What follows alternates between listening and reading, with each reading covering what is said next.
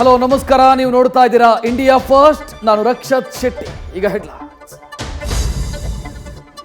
ಮೂರನೇ ಹಂತದ ಲೋಕ ಕದನಕ್ಕೆ ಇವತ್ತಿನಿಂದ ನಾಮಪತ್ರ ಸಲ್ಲಿಕೆ ಶುರುವಾಗಿದೆ. ದೇಶದ 94 ಕ್ಷೇತ್ರಗಳಲ್ಲಿ ಇವತ್ತಿನಿಂದ ಮೇ 7ರಂದು ಮತದಾನ ನಡೆಯೋದಕ್ಕಿದೆ. 11 ರಾಜ್ಯ, 2 ಕೇಂದ್ರಾಡಳಿತ ಪ್ರದೇಶದಲ್ಲಿ ಎಲೆಕ್ಷನ್ ನಡೆಯುತ್ತೆ. ಉತ್ತರ ಕರ್ನಾಟಕದಲ್ಲಿ ನಾಮಪತ್ರ ಭರಾಟೆ ಶುರುವಾಗಿದೆ. ಕಲಬುರಗಿಯಲ್ಲಿ ಖರ್ಗೆ ಅಳಿಯನ ಹವಾ ಜೋರಾಗಿತ್ತು. ಬಳ್ಳಾರಿಯಲ್ಲಿ ತುಕಾರಾಮ್ಗೆ ಡಿಕೆಶಿ ಬಲ ತುಂಬಿದ್ರೆ ರಾಮುಲು ರೋಡ್ ಶೋಗೆ ವಿಜಯೇಂದ್ರ ಸಾಥ್ ಕೊಟ್ಟರು. ಕಾರವಾರದಲ್ಲಿ ಸಮುದ್ರ ರಾಜನಿಗೆ ಪೂಜೆ ಸಲ್ಲಿಸಿ ಕಾಗೇರಿ ಕಹಳೆ ಮೊಳಗಿಸಿದರು.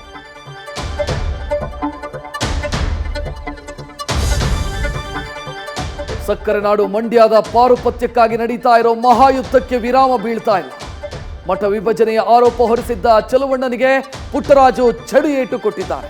ಇತ್ತ ಕರ್ಮಭೂಮಿ ಹಾಸನದಲ್ಲಿ ಮೊಮ್ಮಗನ ಪರ ಸ್ವತಃ ದೇವೇಗೌಡ್ರೆ ಮತಬೇಟೆಗೆ ಇಳಿದು ಅಬ್ಬರಿಸಿದ್ದಾರೆ. ನಡೀತಾ ಇರೋದು ಲೋಕಸಭಾ ಎಲೆಕ್ಷನ್, ಆದರೆ ವಿಧಾನಸಭಾ ಟಿಕೆಟ್ ಪ್ರಸ್ತಾಪ ಕೋಲಾರದಲ್ಲಿ ಕಲಹ ಎಬ್ಬಿಸಿದೆ. ಮುನಿಸ್ವಾಮಿ ಬಗ್ಗೆ ಅನುಕಂಪದ ಮಾತನಾಡೋದಕ್ಕೆ ಹೋಗಿ ಆರ್ ಅಶೋಕ್ ಕೈ ಸುಟ್ಟುಕೊಂಡಿದ್ದಾರೆ. ಇತ್ತ ಕಲಬುರಗಿಯಲ್ಲಿ ಗುತ್ತೇದಾರ್ ಜೊತೆ ಡಿಕೆಶಿ ಸಂಪರ್ಕ ಕ್ರಾಂತಿ ಕಮಲಕ್ಕೆ ತಲ್ಲಣ ತರಿಸಿದೆ. ಕೆಫೆಯಲ್ಲಿ ಬಾಂಬ್ ಇಟ್ಟು ನಾಪತ್ತೆಯಾಗಿದ್ದ ಸೈತಾನ್ ಕೊನೆಗೂ ಕೂಡ ಬಂಗಾಳದಲ್ಲಿ ಸಿಕ್ಕಿಬಿದ್ದಿದ್ದಾನೆ.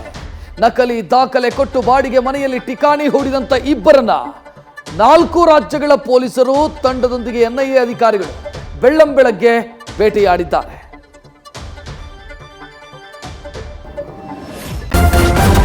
ನ್ಯೂಸ್ ಫಸ್ಟ್ ನಿರ್ಭೀತಿಯಿಂದ ನಿಮ್ಮ ಪರವಾಗಿ.